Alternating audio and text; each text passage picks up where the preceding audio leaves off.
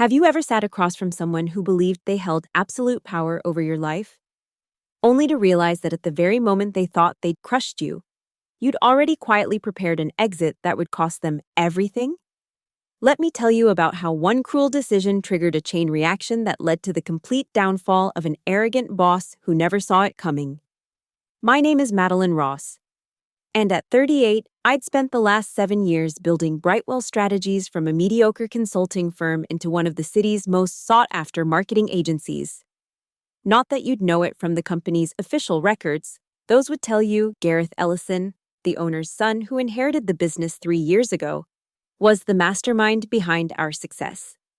The afternoon of my annual review, I walked into the conference room with my usual portfolio of achievements: 12 new major accounts secured, a 47% increase in client retention, and 3 industry awards with my fingerprints all over them. Gareth sat at the head of the mahogany table, his Italian suit impeccable, his smile practiced, his competence non-existent. "Madeline," he said, drawing out my name like he was savoring an expensive wine he didn't actually know how to appreciate. "Please, sit." The way he slid that performance review across the polished table should have been my first warning. There was something theatrical about it, like he'd rehearsed this moment in front of his bathroom mirror.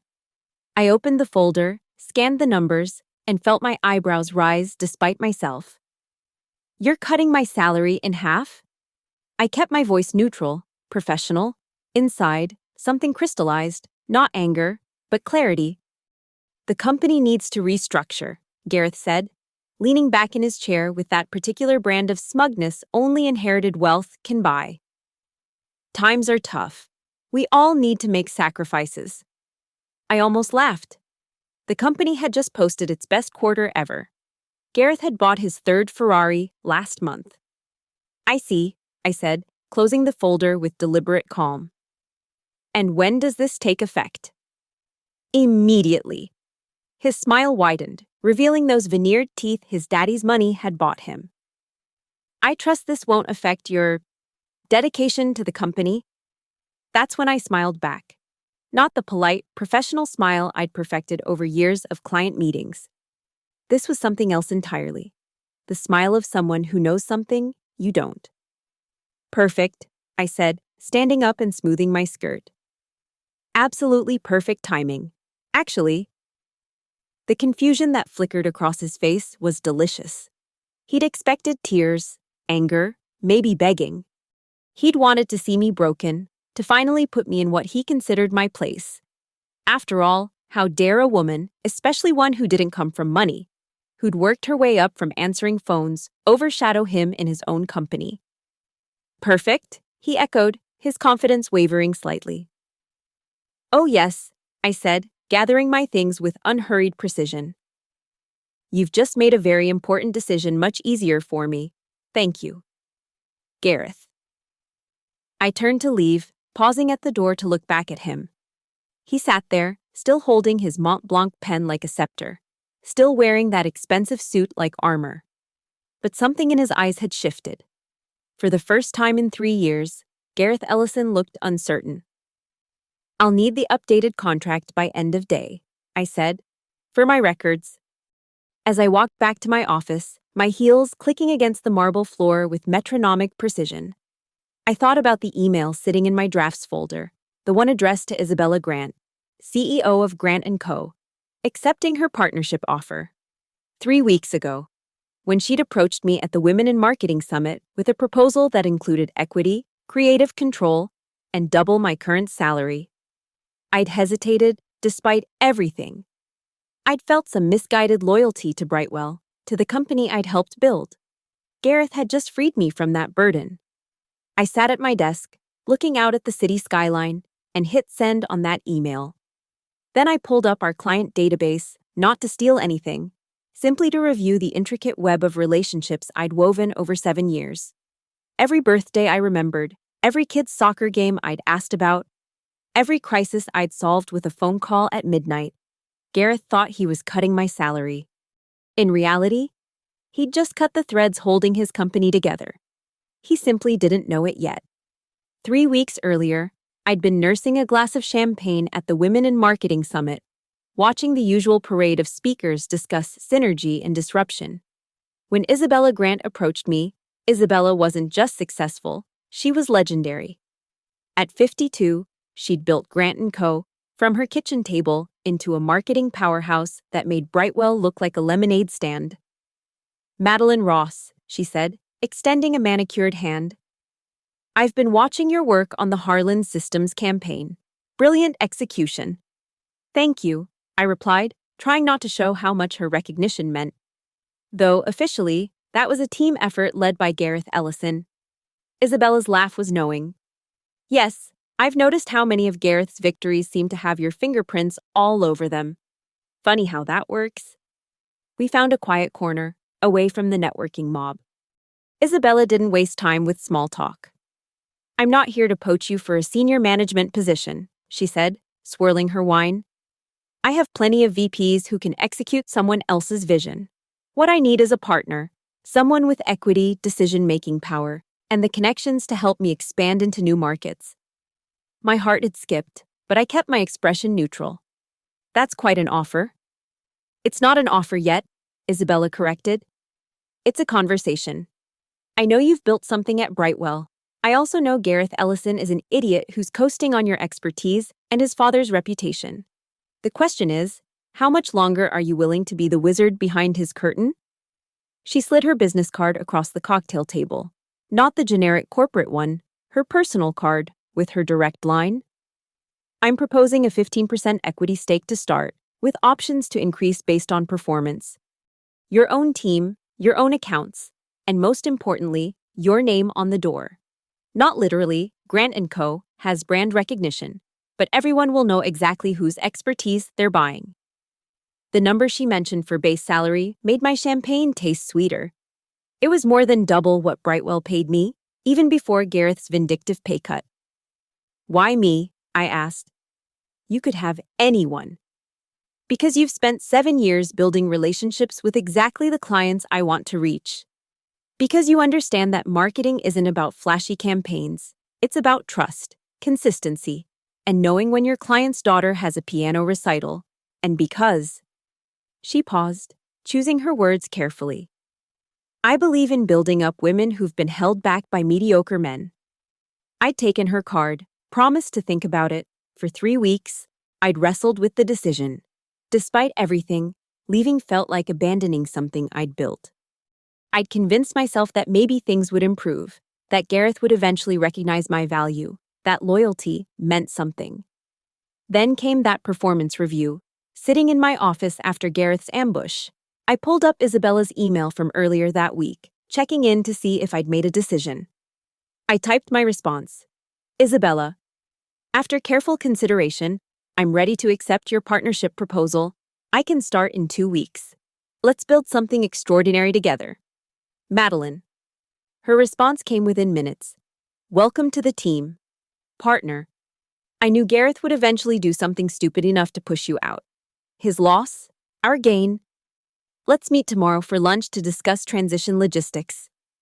I leaned back in my chair, feeling a weight lift from my shoulders. For 3 weeks, I'd been torn between opportunity and obligation. Gareth had just made the choice crystal clear.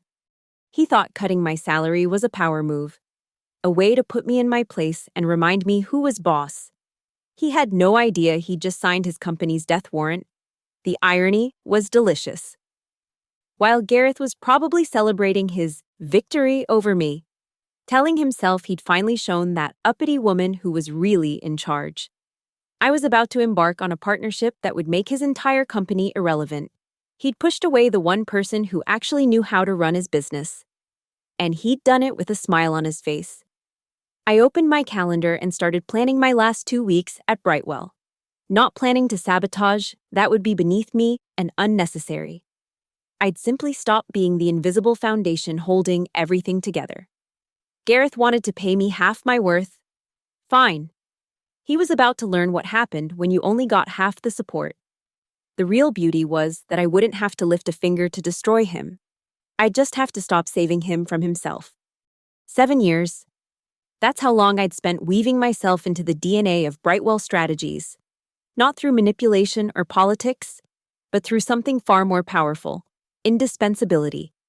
When I started as a junior coordinator, fresh out of my MBA program, Brightwell was hemorrhaging clients. Gareth's father, Richard, was old school, believed in 3 martini lunches and golf course deals. But the world had changed, and clients wanted more than schmoozing. They wanted results, reliability, and someone who actually gave a damn about their success. I became that someone. Take Marcus Williams at Harlan Systems, our biggest account worth $3.2 million annually. When his mother was diagnosed with cancer, I didn't just send a corporate sympathy card. I researched the best oncologists in the city, connected him with a friend who'd navigated the same journey, and quietly rearranged project deadlines so he could be with her during chemo. When she rang the bell 6 months later, I was there with champagne. Gareth didn't even know Marcus's mother existed, or consider our vendor network. Tony at Print Pro only took our rush jobs because I'd helped his son get an internship. Sarah at Digital Dreams gave us preferential rates because I'd sent her clients when she was starting out. The freelance team, photographers, copywriters, designers, they didn't work for Brightwell. They worked for me. Their contracts might have had the company name, but their loyalty was personal. Then there was the internal machinery. Officially, Gareth ran weekly strategy meetings. In reality, I'd email him bullet points every Monday morning, which he'd read verbatim while I sat quietly taking notes. The team knew who was really driving strategy. When Jennifer from accounts had a crisis with a difficult client, she texted me, not Gareth.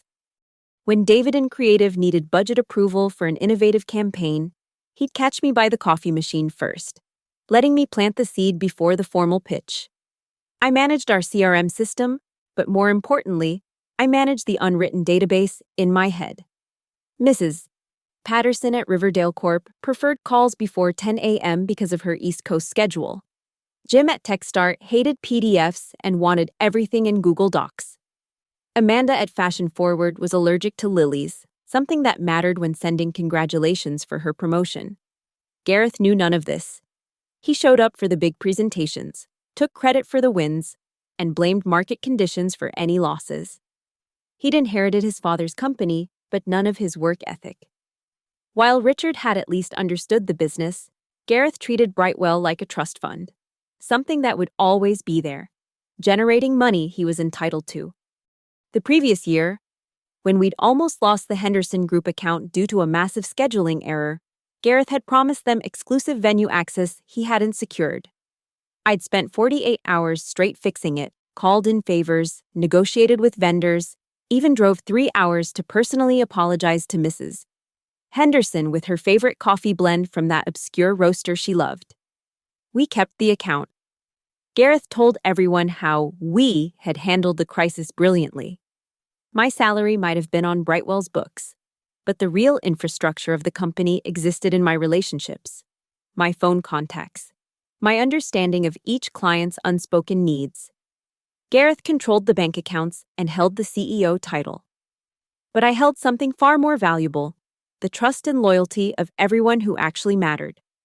The beautiful thing about building this kind of foundation is that it's invisible until it's gone. Like breathing, you don't notice it until you can't. Gareth looked at spreadsheets and saw revenue streams, contract terms, deliverables.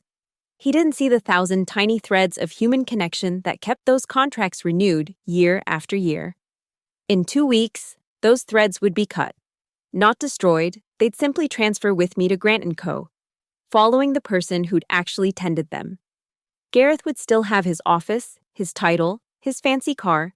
He'd have the corporate structure, the legal contracts, the office lease, but he wouldn't have the invisible infrastructure that made any of it work. He wouldn't have the vendor who'd squeeze in a rush job because I'd attended his daughter's graduation. He wouldn't have the client who overlooked a mistake because I'd remembered her husband's surgery.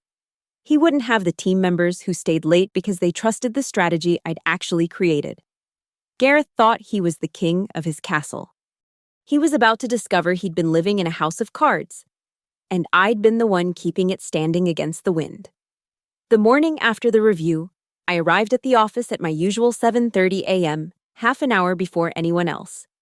I made coffee, reviewed the day's priorities, and at exactly 8 a.m., I placed a single sheet of paper on Gareth's desk. My 2-week notice: professional, courteous, devastating. By 8:45, Gareth was standing in my doorway. The letter crumpled in his fist. "What the hell is this?" "My resignation," I said, not looking up from my monitor. "As per my contract, I'm giving the required 2 weeks' notice." "You can't just quit. We're in the middle of 3 major campaigns." Now I looked up, meeting his eyes with practiced calm. "Of course, I'll ensure everything is properly documented and transitioned. I've already started preparing handover notes." He stepped into my office, closing the door behind him. "Is this about the salary? We can discuss." "There's nothing to discuss," I interrupted smoothly. "You made your position clear yesterday. I've made mine clear today. Now, if you'll excuse me, I need to prepare for the Harlan Systems call at 9. What Gareth didn't understand, what he couldn't understand, was that transition and handover meant different things to different people. Yes, I documented everything meticulously. Every client had a detailed file: contact information, contract terms, project timelines, deliverables. I created spreadsheets, updated databases, wrote process documents that would make an ISO auditor weep with joy. But you can't document trust. You can't transfer relationships in a PDF. You can't hand over the fact that Marcus at Harlan called me his secret weapon, or that Jennifer at Riverdale had my personal cell for emergencies. I scheduled transition meetings with Gareth for each major account. I sat across from him, walking through each client's needs, preferences, and ongoing projects. I watched him take notes he'd never referred to, nodding along while checking his phone under the table. "Marcus at Harlan prefers morning meetings," I told him. What I didn't say: Marcus prefers morning meetings with people he respects. And he once told me you reminded him of every useless executive he'd ever had to tolerate. "The TechStart team appreciates detailed technical documentation," I explained. What I left out: "They specifically asked that you never attend their meetings because your technical ignorance was physically painful to endure." Each day, I maintained perfect professionalism. I answered questions, attended meetings, managed crises with my usual efficiency. But I stopped doing the invisible work. I didn't remind Gareth about the Palmer Group's CEO's birthday. I didn't secretly edit his proposals anymore. I didn't warn him that scheduling a meeting with Davidson Inc. during their quarterly review would irritate them. On my personal phone, the messages started almost immediately. Clients who'd heard through the grapevine, vendors asking if the rumors were true, team members panicking about what this meant for them. To each, I gave the same response: "I'm exploring new opportunities. I'll be in touch soon." Isabella and I met for lunch 3 times during those 2 weeks, refining our strategy. She'd already prepared my office: corner suite, skyline view. My name on the door: Madeline Ross, senior partner. We discussed which accounts might naturally transition, which talent we could ethically recruit after appropriate waiting periods, how to position my arrival for maximum impact. "Don't actively poach," Isabella advised. "Let them come to you, and they will come." Meanwhile, I trained my replacement, a junior associate named Bradley, whom Gareth had hastily promoted. Bradley was 25, eager, and completely out of his depth. I gave him all the information he could handle, knowing full well it was like teaching someone to fly a plane by showing them the manual. "Don't worry," I told him kindly when I found him near tears over the Henderson Group's complicated billing structure. "You'll figure it out. Everyone has to start somewhere." The poor kid had no idea he was being set up to fail, thrown into a role that had taken me years to master, supporting a CEO who couldn't even remember his last name correctly. My final Friday arrived with unseasonable rain. I packed my personal items, not much, really. A few photos, my favorite coffee mug, the cactus that had somehow survived 7 years of office life. At 4:45 p.m., I sent my final email to all staff. "Thank you for 7 wonderful years. Wishing you all continued success." At 5 p.m. precisely, I walked to Gareth's office. He was on the phone, feet on his desk, laughing about weekend plans. I placed my company laptop, key card and parking pass on his desk, then turned to leave. "Wait," he called out, covering the phone. "That's it? You're just walking out?" I paused at his doorway, looking back one last time. "I've documented everything, trained Bradley, and fulfilled my contractual obligations. What more did you expect?" The truth hung unspoken between us. He'd expected me to break, to beg, to prove he had power over me. Instead, I smiled and walked out, my heels clicking against the marble for the last time, leaving him to discover what Brightwell Strategies looked like without Madeline Ross. Monday morning at Grant & Co. felt like stepping into sunlight after years in shadow. Isabella had assembled the entire team to welcome me. And for the first time in my professional life, I was introduced as what I actually was: a strategic partner, a rainmaker, an expert in my field. Meanwhile, across town, Brightwell Strategies was discovering what happened when you removed the keystone from an arch. The first crack appeared at 9:15 a.m. Marcus from Harlan Systems called Brightwell's main line, asking for me. Bradley, my overwhelmed replacement, stuttered through an explanation that I'd left the company. The silence that followed was deafening. "She left?" Marcus's voice, as Bradley would later recount to the break room, was ice cold. And nobody thought to inform Brightwell's largest client? By noon, my former colleagues were texting me. The usually composed Jennifer from accounts. "Marcus Williams just called Gareth directly. I've never heard anyone yell like that." David from Creative. "3 vendors called asking where to send invoices. Nobody knows your payment approval system." Tuesday brought the scheduling disasters. Gareth had double-booked himself for the Riverdale Review and the TechStart quarterly planning. Without me quietly managing his calendar and sending apologies with the perfect touch. Both clients received clumsy, last-minute cancellations. Mrs. Patterson at Riverdale, who valued punctuality above all else, was particularly unimpressed. "Did he seriously just email me 5 minutes before our call?" she vented to her assistant, who happened to be friends with Isabella's receptionist. Word traveled fast in our industry. Wednesday was when the vendor network started unraveling. Tony at Print Pro received a rush order from Brightwell, the kind I would have called him personally about, apologizing for the timeline and promising to make it up to him. Instead, Bradley sent a terse email with "urgent" in the subject line. Tony's response was equally terse. Standard turnaround is 2 weeks. Rush service requires 50% upfront premium. Gareth called Tony personally, trying to throw his weight around. "Do you know how much business we give you?" "I know exactly how much business Madeline Ross gave me." Tony replied, I don't know at all." Thursday revealed the depth of the knowledge gap. The fashion-forward team arrived for their monthly review, expecting the detailed trend analysis I'd always prepared. Instead, they got Gareth fumbling through last month's reports, clearly seeing them for the first time. When Amanda asked about the competitor analysis she'd specifically requested, Gareth looked blank. "Madeline always provided that," Amanda said slowly, as if explaining something to a child. "It's been part of our monthly review for 3 years. But Friday was when the real hemorrhaging began. An emergency at the Henderson Group, their product launch event coordinator, had just quit, leaving them scrambling. Previously, I would have immediately connected them with my network of event professionals, probably solving the crisis within an hour. Bradley didn't even know who to call. Gareth's solution was to suggest they Google some options. Mrs. Henderson's response was to Google some options. All right, starting with Grant & Co. Marketing Services. The junior staff at Brightwell were panicking. The water cooler gossip, according to my former assistant Emma, who met me for drinks, was apocalyptic. "It's like watching a plane lose its engines mid-flight," she said.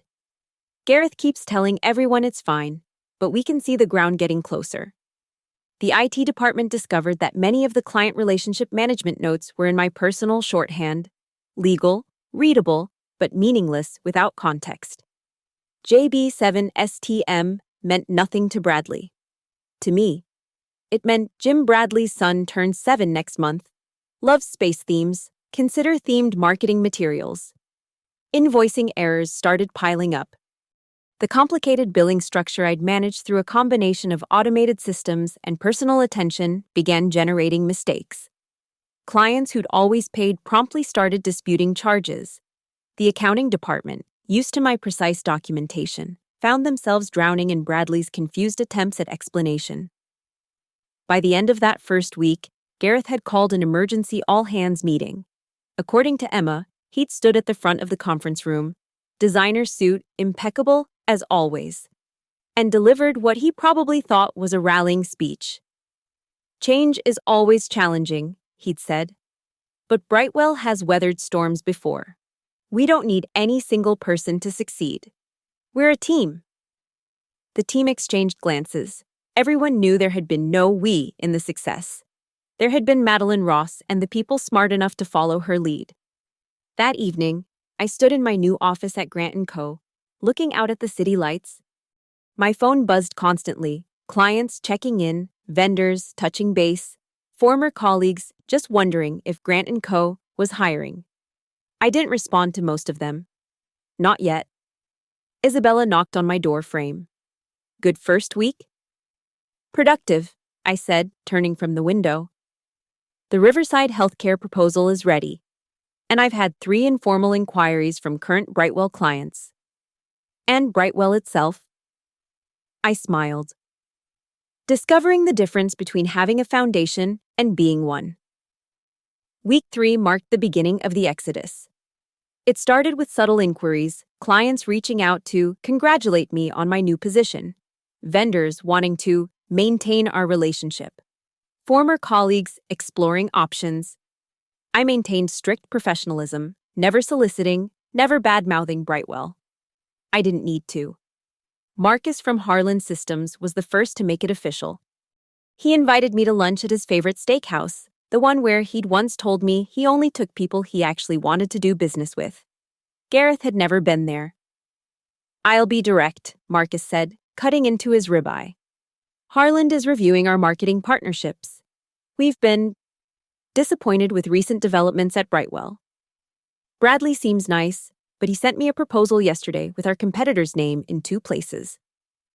I winced sympathetically but said nothing. "Look, Madeline, you know I don't care about company logos. I care about results and relationships. You delivered both. So here's my question. Can Grant & Co. handle an account our size?" "We absolutely can," I replied. "Isabella and I have already discussed scaling possibilities. We'd assign a dedicated team, with my direct oversight." "Good. I'll have legal send over the termination notice to Brightwell on Monday. Can you start transitioning immediately after?" The dominoes fell quickly after that. Jennifer at Riverdale called the next day, frustrated that Gareth had missed another meeting and Bradley had sent her the wrong quarter's reports twice. "I'm tired of training my marketing firm," she said. "When can we meet?" The vendors followed the clients. Tony at Print Pro formalized our partnership with a preferred rates agreement that undercut what he'd been charging Brightwell. Sarah at Digital Dreams offered us exclusive access to her new AI tools. The freelance network I'd cultivated began reaching out, one by one, hoping to work with me again. But it wasn't just about following me. Word spread about the chaos at Brightwell.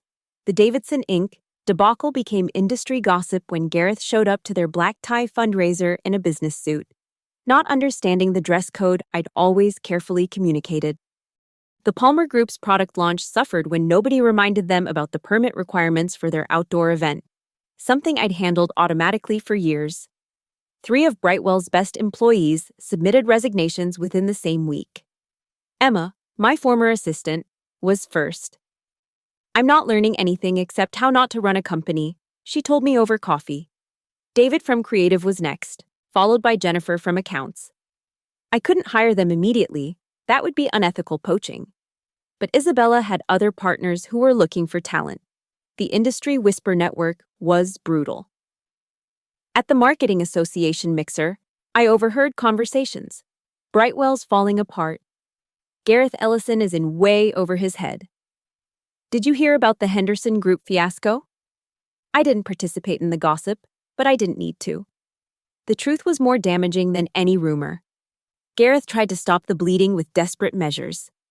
He offered Bradley a raise to stay. The poor kid was already job hunting. He hired an expensive consulting firm to optimize processes, consultants who called me unofficially to understand what those processes had actually been. He even reached out to headhunters, looking for a senior strategic director whose job description read suspiciously like everything I used to do. The headhunter called me, actually. "Between you and me," she said, "he's offering 20% more than your old salary for someone to do your job, still half of what you're worth, and nobody with your credentials would take it." Meanwhile, Grant & Co. was thriving. The Harlan Systems transition was seamless. Marcus even increased his contract by 30% to include services Brightwell couldn't provide. Riverdale followed suit. Within a month, we'd absorbed 4 of Brightwell's top 10 accounts, not through aggressive poaching, but simply by being the obvious alternative when they fled. Isabella was ecstatic. "You've brought in more revenue in 6 weeks than our last partner did in a year," she told me during our weekly strategy session. "And the best part, this is just the beginning." She was right. The TechStart team had started calling me directly, bypassing Brightwell entirely for urgent questions. The Fashion Forward contract was up for renewal, and Amanda had already asked for a Grant & Co. proposal. Even small clients were jumping ship, tired of missed deadlines and confused communications. I learned through Emma that Gareth had held another all-hands meeting, this time with noticeably fewer hands. He'd ranted about corporate espionage and unethical competition, threatening legal action against anyone who collaborated with former employees. The legal department had to explain to him that clients choosing to leave wasn't espionage, it was capitalism. By week 6, Brightwell had lost 40% of its revenue. The expensive consultants had submitted their report, which essentially said, "You need someone who understands relationship management, vendor coordination, and strategic planning. Also, your CEO needs to actually show up to meetings." Gareth paid them $50,000 for that insight. The final blow came on a Thursday morning, 8 weeks after my departure. Harlan Systems didn't just terminate their contract, they issued a press release. "After careful consideration, Harlan Systems has chosen to transition our marketing partnership to Grant & Co." The statement read, "We believe this move better aligns with our commitment to excellence and innovation. We're thrilled to continue working with Madeline Ross and her exceptional team in this new capacity." That last line was Marcus's personal touch. He wanted the industry to know exactly why they were leaving. Gareth's response was volcanic. According to Bradley, who called me in tears, Gareth had stormed through the office, accusing everyone of sabotage. He'd screamed at Bradley for failing to maintain relationships, at the accounting department for not fighting harder to keep clients, at the junior staff for lack of loyalty. Then he'd made a fatal error. He called Marcus directly, threatening legal action for breach of contract and defamation. Marcus's response was swift and surgical. His legal team sent a detailed letter outlining every missed deadline, every botched deliverable, every meeting Gareth had failed to attend. They also noted that their contract included a 30-day termination clause, which they'd properly executed. Furthermore, the letter concluded, "Any attempt at legal action will result in us publicizing the full extent of Brightwell's failures, including Mr. Ellison's absence from 73% of scheduled meetings and the numerous errors in delivered materials." The letter was somehow leaked to Adweek. The industry blog post got 10,000 views in its first day. More clients fled. Henderson Group didn't even bother with formalities. They simply stopped returning Brightwell's calls. Palmer Group sent a 2-line termination email. Fashion Forward's Amanda was more personal, calling Gareth directly to explain that they needed a more professional partnership. The vendors turned hostile. Without me smoothing relationships and ensuring prompt payment, they demanded cash up front. Tony at Print Pro refused Brightwell's orders entirely. Sarah at Digital Dreams revoked their access to her premium tools. The freelance network ghosted Bradley's desperate requests for help. Brightwell's office, once buzzing with energy, became a ghost town. Half the cubicles sat empty.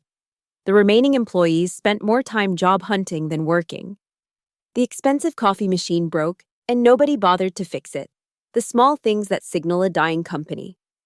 3 months after my departure, Brightwell Strategies had lost 60% of its revenue and 70% of its staff. The competitors who'd once envied Gareth's inherited success now circled like vultures, poaching his remaining clients with ease. Gareth tried everything. He offered massive discounts to keep clients. He promised impossible deliverables. He even tried to hire me back, sending a formal offer for triple my original salary. Isabella and I had a good laugh over that one. 3 times what he originally paid you is still less than what you're worth as a partner here, she pointed out.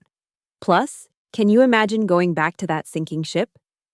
The industry watched Brightwell's collapse with morbid fascination. It became a cautionary tale told at business schools and networking events, how a company could go from thriving to dying in less than 6 months. All because one man's ego couldn't recognize the difference between inherited privilege and earned success.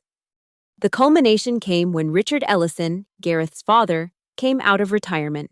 He toured the half-empty office, reviewed the hemorrhaging books, and sat through one excruciating meeting where Gareth tried to explain how this was all part of a strategic repositioning. Richard's response, according to the Office Gossip Network, was brief. I built this company over 30 years. You destroyed it in 3. He fired his own son. The board brought in a crisis management team, but it was too late. The reputation damage was irreversible.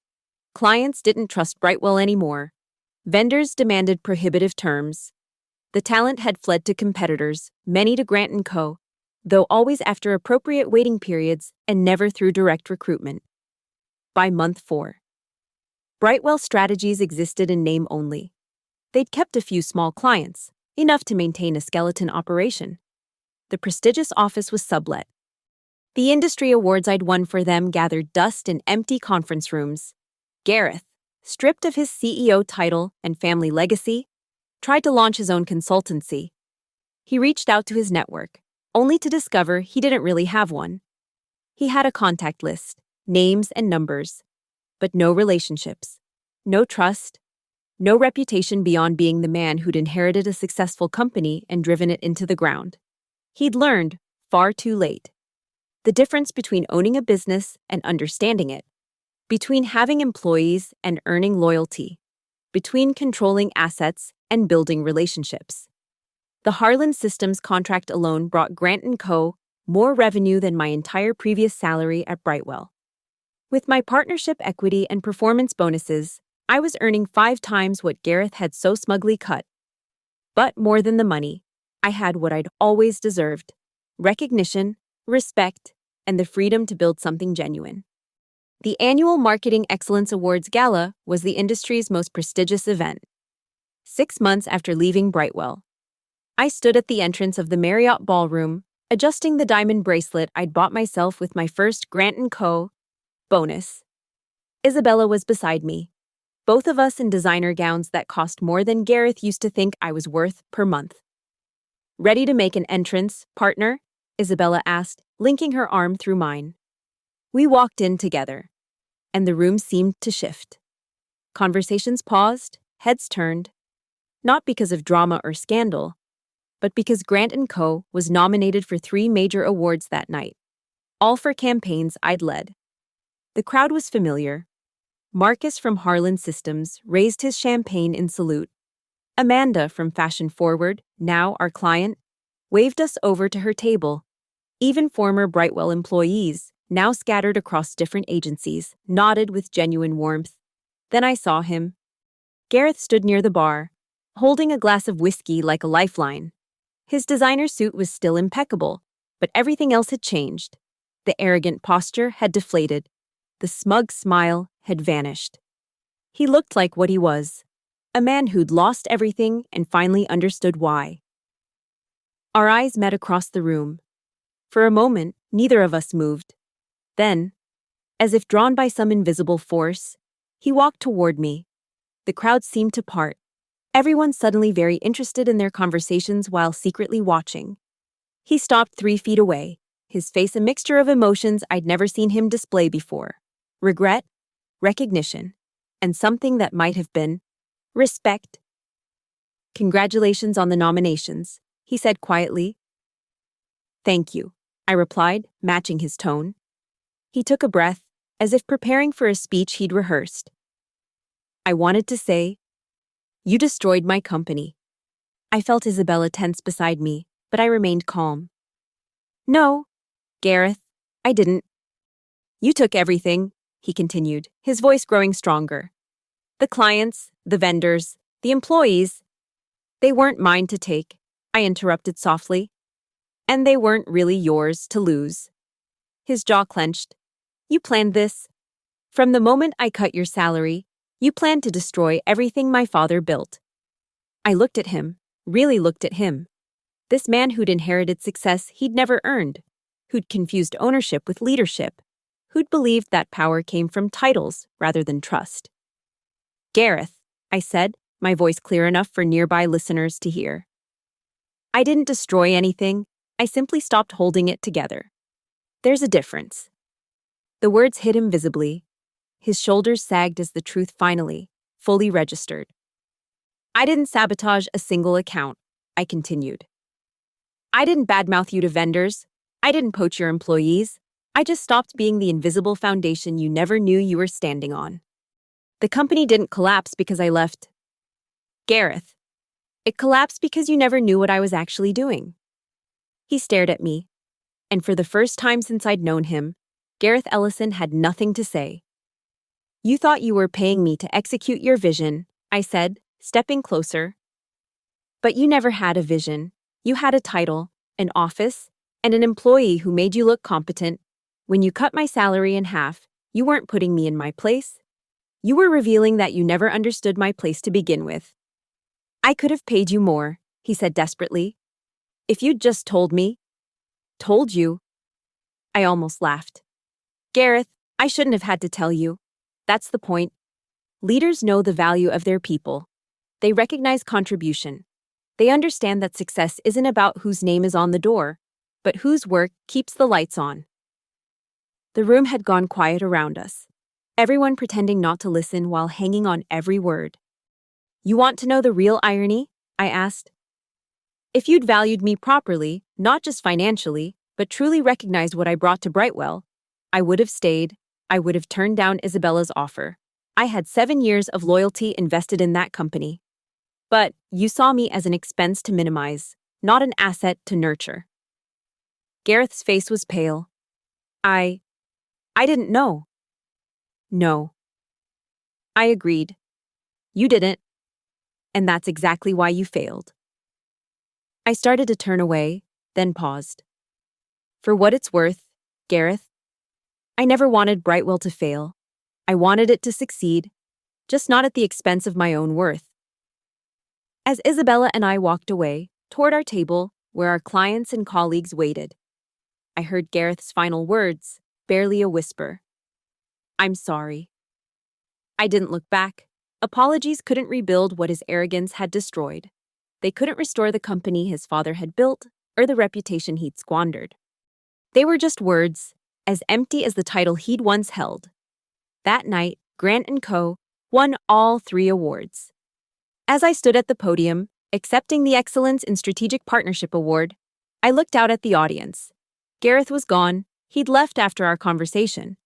But everyone else was there, applauding not just the award but what it represented: the triumph of competence over connections, merit over privilege, and the ultimate proof that real power doesn't come from org charts or office size. It comes from being indispensable and knowing your worth. Thank you for listening to my story of sweet corporate revenge. Where are you tuning in from today? I'd love to hear in the comments below. Let's connect and share our experiences. If you enjoyed this tale of justice served cold in the corporate world, please subscribe to the channel and share your thoughts. Have you ever had a boss who didn't recognize your true value? Drop your story in the comments. I read every single one.